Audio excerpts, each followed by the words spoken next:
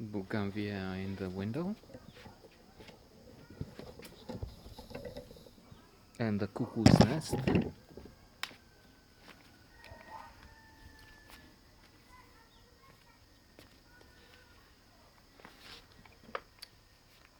A note on the Tobacco Road,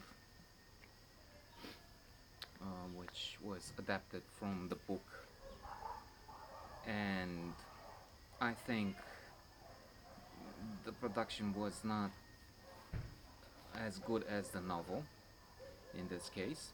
I was talking a little earlier, I just posted a note on One Flew Over the Cuckoo's Nest, and there I think the book is very good, the film is very good, so they're at about the same high standard, and book didn't lose. Here I think um, the acting is, in my view, I of course may be wrong, is exaggerated to a certain extent, over the top, and I didn't enjoy so much the result,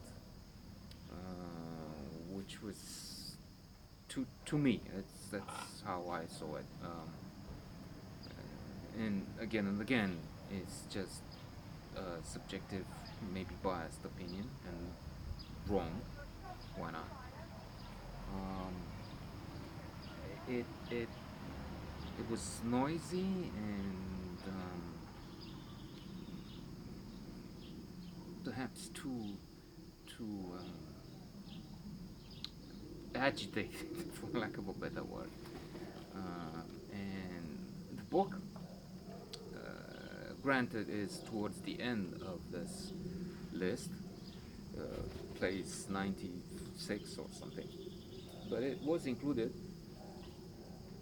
on the list of best 100 books, um, novels, fiction, um, written in the 20th century, that is after 1920, and in the English language. The Modern Library, on the Modern Library site, you find this compilation with extraordinary books like Catch 22,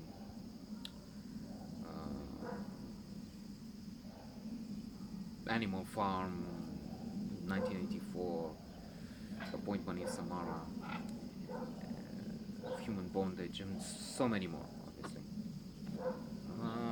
And it is about the lower classes, if I can say that, and in a way, it has echoes in real life for me.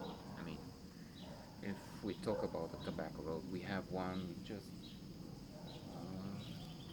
6 meters from here.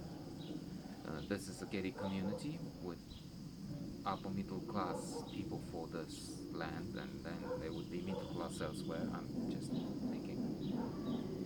But on the other side of the fence, which has barbed wire on top, it's visible in, with this camera if it gives all that detail. There's barbed wire because they've been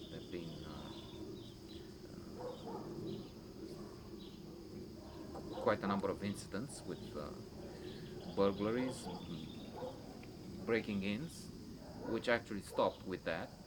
It doesn't make for a good feeling or a good view.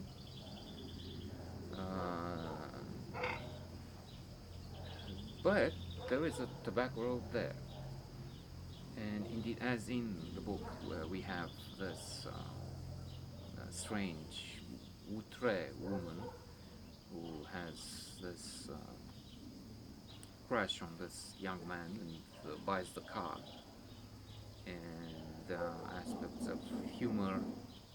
Uh, some scenes are grotesque, others are just. There are so many moments where one feels pity for these uneducated men and women who some come into money, others just don't, and are poor. There are all sorts of incidents with the car, with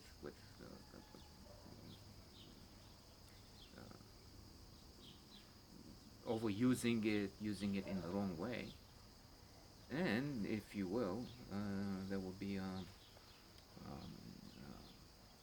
proof, confirmation of positive psychology studies, which point out to the fact that um, the key to happiness is not money. In order to be happy, one has to have a sort of a comfortable life.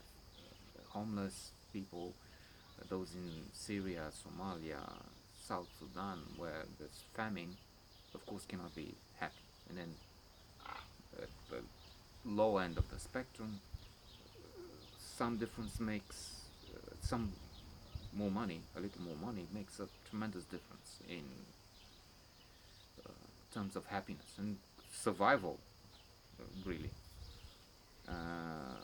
But moving up from there, it's proved by what happens in this book, actually, with the car, which doesn't bring happiness, on the contrary. And also with many studies, one example would be the lottery winners. Those who have won the lottery have been studied, and it was found that yes, indeed, for a few months, they are happy, but then they return to the happiness level they had before.